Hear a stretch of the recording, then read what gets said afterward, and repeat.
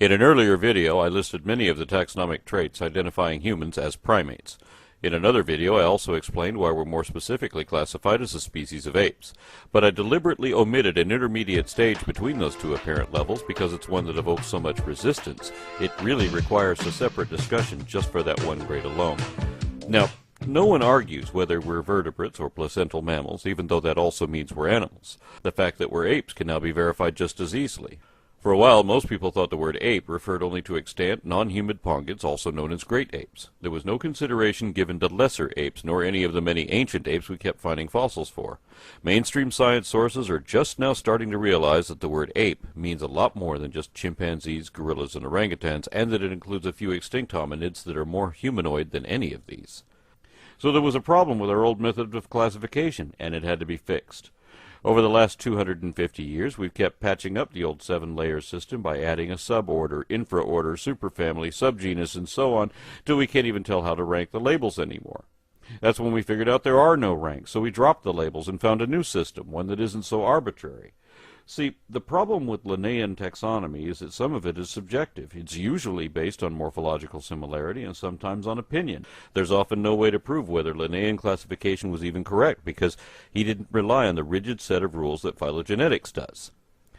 We used to say that men didn't evolve from apes, but that men and apes shared a common ancestor. Now we have a better understanding of what an ape is, and that our common ancestry actually would have been classified as such, and so should we be. This rule of monophyletic hierarchy should also apply to everything, including the race of cat people from the science fiction comedy Red Dwarf. I don't get it.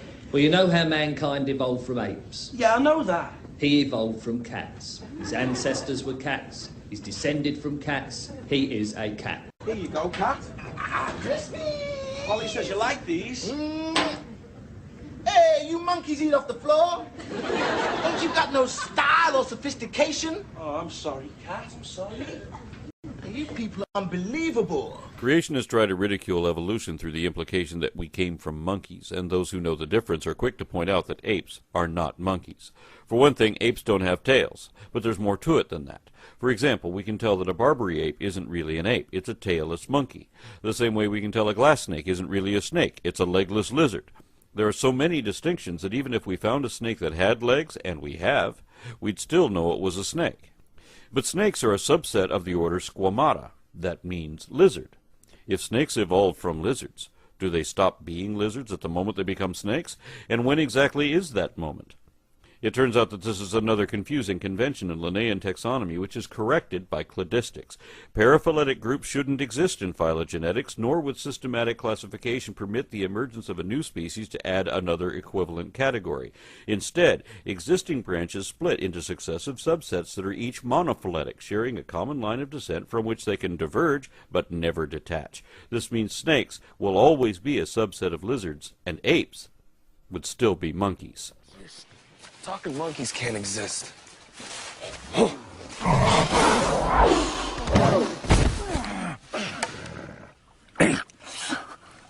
Monkeys are further down the evolutionary ladder. Now I've done it. I've annoyed both creationists and scientists too. But I intend to show that our old interpretations are incorrect, that not only was the ancestor of apes actually a monkey after all, but that they never stopped being monkeys, and neither did we. I intend to show that humans can be, and already are, properly classified currently both as apes and as monkeys. Well, evolution, it's come back on the cards. Mr. Charles Darwin, who looked a bit like God, which is interesting, and he wrote a book called You're a Fucking Monkey, Mate. And he played around with the title for a while. We're all fucking monkeys, you're a fucking monkey, mate. Get out of my face, you're a fucking monkey. And then he ended up calling it The Origin of Species and For centuries, taxonomists taught us that the clan of monkeys was divided into two branches. Some primatologists prefer to say New World monkeys and Old World primates, because they don't want people to confuse apes with monkeys. They look at them as sister groups, and they consider that Old World monkeys refer only to Cercopithecidae. This is a relatively modern group, so we know apes didn't evolve from them. They certainly didn't evolve from New World monkeys either. That's a whole different lineage. So by this definition, apes are not monkeys and aren't descended from them. But polyphyletic groups wouldn't exist in an evolutionary lineage either.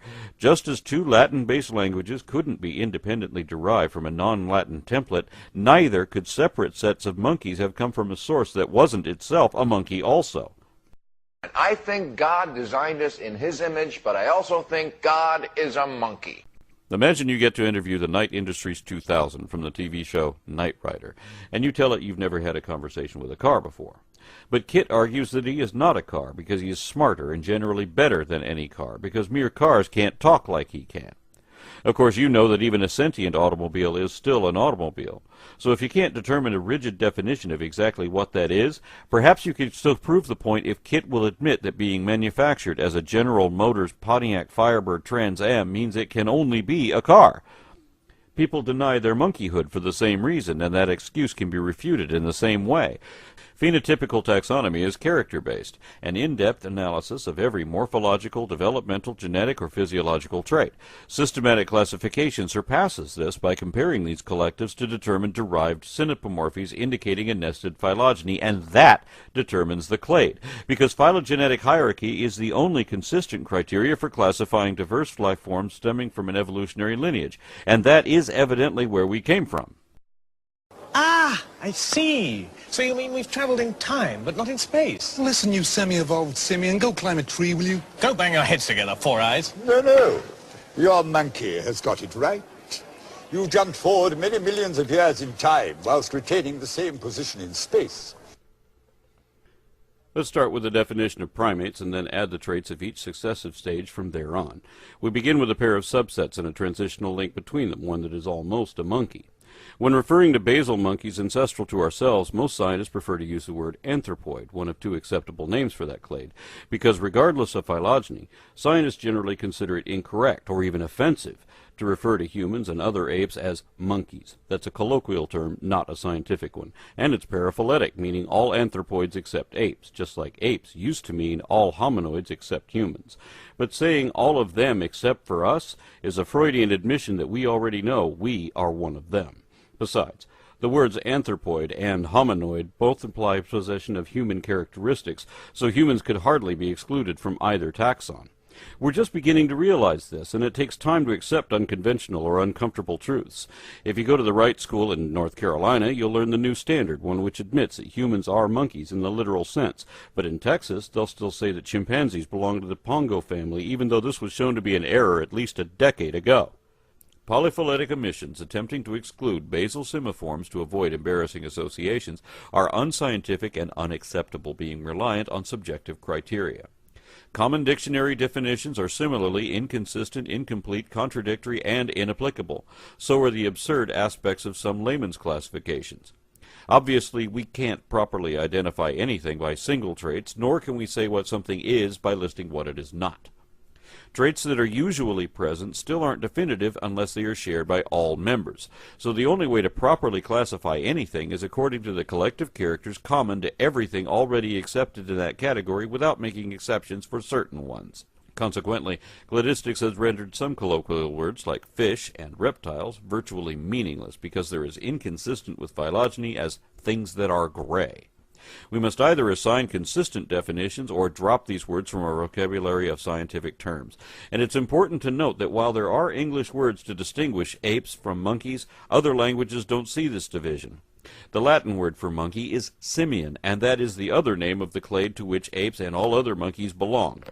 At the root of the simian family tree is another transitional fossil, one which is universally recognized as a monkey and is described as such even by primatologists. Thus, this form represents the mother of all monkeys as well as their descendants in denial. The first division within that clade is between parapithecids, a diverse group of monkeys which are now all extinct, and the clade that remains, forming the next division. Here we have another transitional species bridging the morphological gap between the basal forms of both New World and Old World monkeys. Well, man are sort of evoluted from the Old World monkeys. Did you hear that, my friend? Old World monkey. Going to is the case. You and I aren't even descended from good American monkeys. In some respects, New World monkeys are actually older and more primitive than Old World monkeys, and contrary to popular opinion, Old World monkeys aren't a sister clade to apes because they're not limited to cercopiths. The fossil record reveals yet another set of catarrhines that are not only definitely monkeys, but are basal to both Cercopithecidae and Hominoidea. Most cladograms omit or ignore groups that are otherwise entirely extinct and thus perpetuate an erroneous illusion, especially since these groups are where the most transitional species are to be found. In this case, Aegyptopithecus was an ape-like monkey believed to be ancestral to Proconsul, a monkey-like ape, and the forerunner of all Hominoidea. The implication is inescapable even when there is a concentrated effort to avoid using the word monkey in a context which includes apes, and that's especially odd since the general public commonly recognizes chimpanzees and even gorillas as monkeys. If they're not monkeys, then what's the difference between them? Especially since every ape, extant or extinct, including man himself, meet all the criteria of that clade. Regardless of the outraged objections often raised by this, it is a fact that whether classified by features or phylogeny, humans and other apes are uneschewably monkeys, both by definition and derivation. You're a fucking monkey, mate.